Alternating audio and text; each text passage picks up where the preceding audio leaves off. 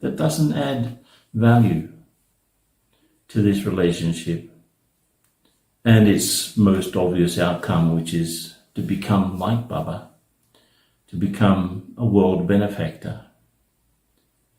And viragi doesn't mean indifference either.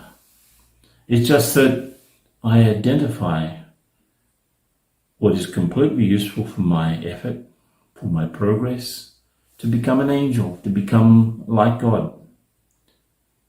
What sort of thoughts, words and actions, activities and interests can really help me to progress spiritually? And to go beyond the ropes that tie me down. I know that if I break those ropes, I start to have an impact on the whole world. Several years ago, we developed a course on overcoming anger and resolving conflicts. It was very entertaining. And this was in Brazil. Many signed up for the first retreat on this topic. About half BKs and the other half were people from the general public. Baba often talks about the children of anger, for example. So I made a questionnaire in which each of the 20 questions was connected with one or the other aspect of anger's children. So indignation, impatience, intolerance, etc., even tension actually, as a form of anger.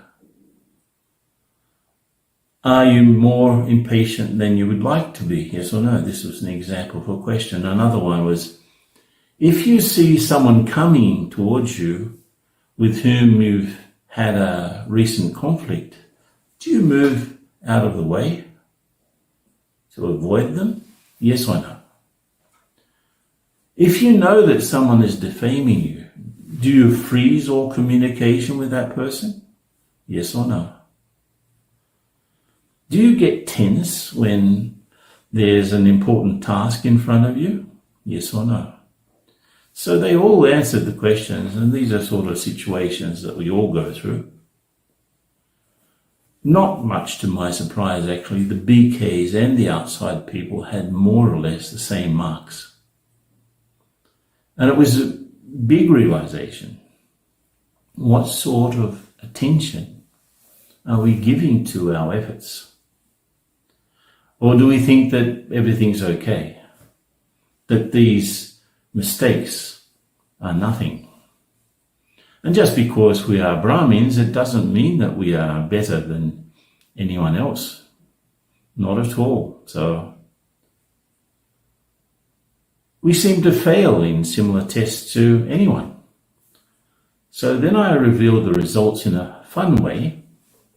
The ones who had 0 yeses, the 20 questions, were angels. 5 yeses were pretty spiritual. If there were 10 situations in which they didn't pass, it meant that they were probably less spiritual than they want to be. And if they had 15 yeses, it meant that they wouldn't be very happy with themselves. They would feel pretty sorry for themselves. And if they had 20 yeses out of 20 questions, it meant that they probably didn't have any friends either. So the object of the exercise was to highlight these things, but it was to see the type of effort we need to go beyond even these little tests. And in examining our feelings in such situations, we can truly see how limited or unlimited we are. If such little tests defeat me, how can I pretend that I'm unlimited in my perception and emotions? How can I jump over these situations and not be stopped or held up by them? There's also another experience connected, more or less, with this that I'd like to share. I once spent more than a year in Melbourne, in Australia. And from our BK centre there, we organised with a maximum security prison to teach meditation to the prisoners.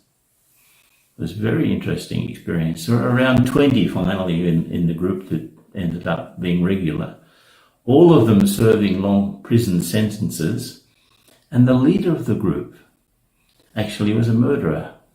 He had murdered his whole family and was now suffering great remorse. So I asked him at one point why he had done it, and he replied, pretty weak reply, but he was just trying to get some peace. He had been unemployed for many months and his whole family was getting on his back about it. You lazy thing, get up and do something about it. So one afternoon he just lost his mind, and unfortunately there was a weapon handy and he picked it up and shot everyone. He became very interested in meditation as a means of dealing with the great sorrow that he had caused to others and himself. Apparently later on he became a model prisoner, but the fact that he did something so drastic as killing a number of people in order to be peaceful made me think very deeply about what moves us. We can be deeply moved to become anything, in this case from a murderer, and also to become an angel. The difference, of course, is the quality of the information available, the experience we're going through, and of course the methods that we have available to develop that information experience. Of course, we can't condone murder, but I can ask myself, am I motivated to leave everything else aside and die alive for Baba so that he can use me fully? So every day we have this example. More than 1,000 days Didi Mohini has been conducting online sessions with Avyakti Parivar. She is an example of unlimited surrender and renunciation. All these programs are transmitted on YouTube and other social media. But in these, we Brahmakumaris are described as a community of angels. So because we are so careful with our language in the West, one of our centers was very concerned about us being publicized as angels, when probably we are not really angels yet, but just making efforts to become like angels. Many would be very disappointed if they came to our centers expecting to find angels. So the answer, of course, is not to change our language, but to become angels as Baba wants us to be. So it's not a question of bad publicity. It should be good publicity if we truly become that. Because angels are unlimited. There's nothing that ties them to this old world. It's not even a question of renunciation for angels, but of understanding. They understand exactly what Baba wants, to reveal him and to get this physical transformation of the old world into the new world happening. So how many times have I promised Baba that I would go beyond all of these little mistakes that I mentioned before if I really understand what Baba wants? It's just a question of recognizing what I have to truly leave behind and what I have to receive from him. So leave and receive. Once I remember Baba asking a group of double foreigners if we really understood the sort of renunciation we had to have.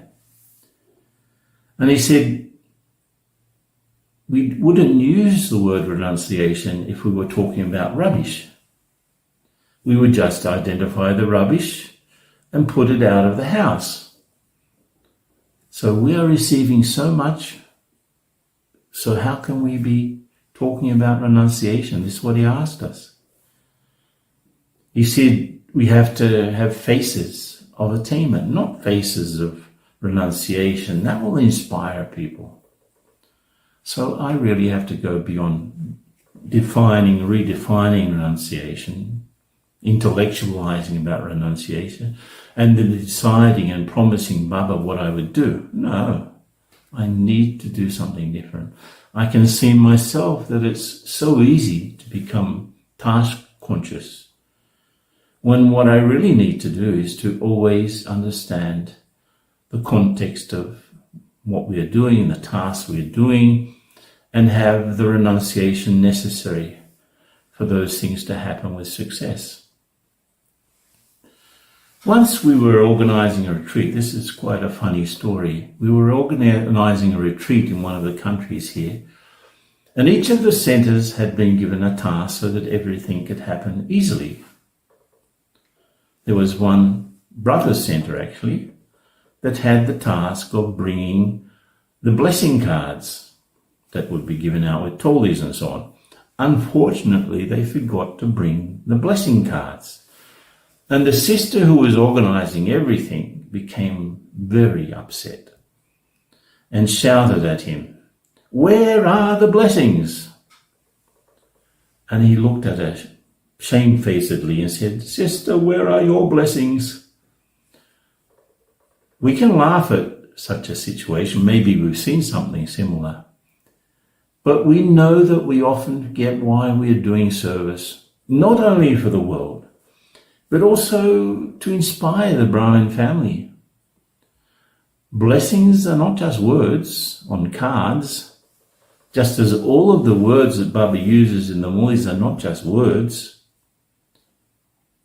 If we are task conscious or task oriented, we will always forget the bigger picture, the bigger objective. So the big question is, what is it that makes my spirituality work?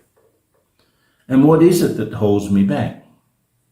What's stopping me from progressing? It's the inability to renounce the vices connected with our thoughts, words, and actions. This is the number one reason why we are not progressing as we should. I remember when I first came to Baba, after a very short time, when I thought back about my life before Gyan, it seemed like I was thinking about someone else. Such was the contrast. Such was the initial transformation. It wasn't really me thinking about that one. The real me was the one Baba had found. And I was so intoxicated. I came into Gyan in London in August 1975. In November, just a few months later, that same year, I was in Madhaban in front of Bapdada. And he told me that I would go to Australia and bring back a bouquet of souls. I had no idea what that meant. And I also had no idea that I would be alone very soon after arriving in Australia, in Sydney. The centre that I'd come to help had closed. And Didi Nirmala had asked me if I could look after the things of the centre until she came back. It became clear after some time that she wouldn't be back so soon. So I had to do something. I wrote to Daddyji that I was going to start a centre with very little preparation at all, just on inspiration. Just by saying yes to Baba in that situation filled me with so much power. And I started to witness Baba's magic immediately as souls started to come to the small centre I was renting. After only 3 months, it was too small. So we found a bigger house, double-story house actually. And at that time there was so much intoxication in everyone who was circling around. I don't think anyone really thought about renunciation because there was so much experience, so much attainment, so much love. Everything was available easily from Baba. So one thing led to the other. And after a year of service in Sydney, I went back to Madhavan with a bouquet of 16 souls.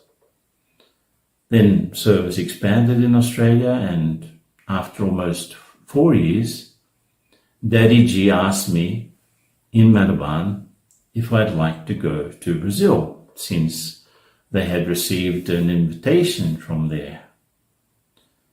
someone who had visited there. So I honestly had so much experience of how Baba looks after things, I was unworried. I didn't think about what I would have to renounce in order to do this. The idea was to go for 3 months, and I'm still there, right? I even asked Baba personally if this was what he wanted me to do. He replied yes, and gave me some instructions about being friendly as much as I could, and about not pushing our principles so much, because the people had to experience first and then understand.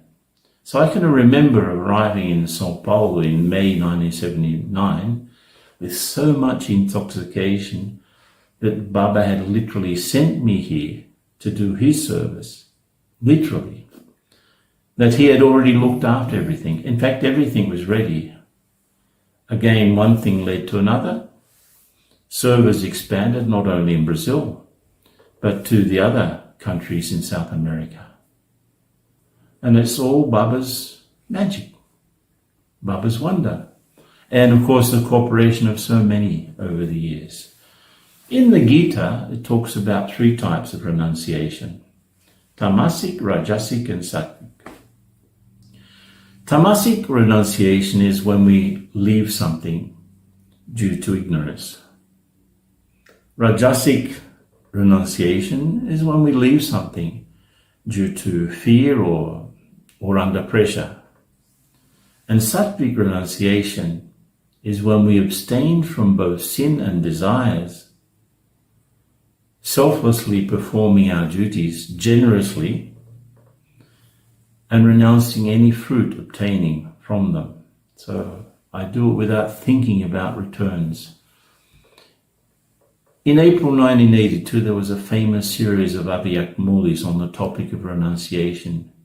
Everyone should study those Mulis. In essence, Baba said that the basis of fortune is renunciation, and that the first and foremost renunciation was of the I and the my, connected with body consciousness in so many forms. And in that series, Baba explains renunciation in much greater depth than the explanation in the Gita. He describes 3 types of renunciates: the tyagis, just plain renunciates; mahatyagis, great renunciates; and sarv-tyagis, total renunciates, unlimited renunciates. Just plain renunciates are those who, with their knowledge in yoga, according to Baba, recognize what Brahmin life is. They adopt a Brahmin way of life. And for this, they're ready to renounce the old world, including the relationships, the connections, temporary attainments. And this is just the first category, by the way. However, they're not able to maintain courage constantly, and there's less power to face. The obstacles come and they don't have the power to face them. So a form of carelessness or even of preferring comfort comes in between. They are loving, but they're not powerful according to Baba. The great renunciates, like the second category, they have courage and enthusiasm for transformation within all of their relationships, with their thoughts and sanskars, everything. They feel that the old world or the relationships are dead for them, like this idea of being in the cemetery. They don't have to battle anymore because of that. They are stable, they are filled with love and cooperation and power, though they are constant service. There's the ego of the consequences of their renunciation. So it changes. The iron chains that Baba talks about become golden chains through the wrong consciousness of what? I and mine. I am a good jnani, or I am a good yogi, or look at how much renunciation I've had. Look what I've done for Baba. These thoughts don't allow us to be liberated from bondages in a constant manner. So they've gone beyond the household of Lokik things, Lokik relationships, Lokik tasks, but not the households of the body, their own body, or of the service. So they are still subtly trapped in them. They may be even famous in the Brahmin family, Baba said.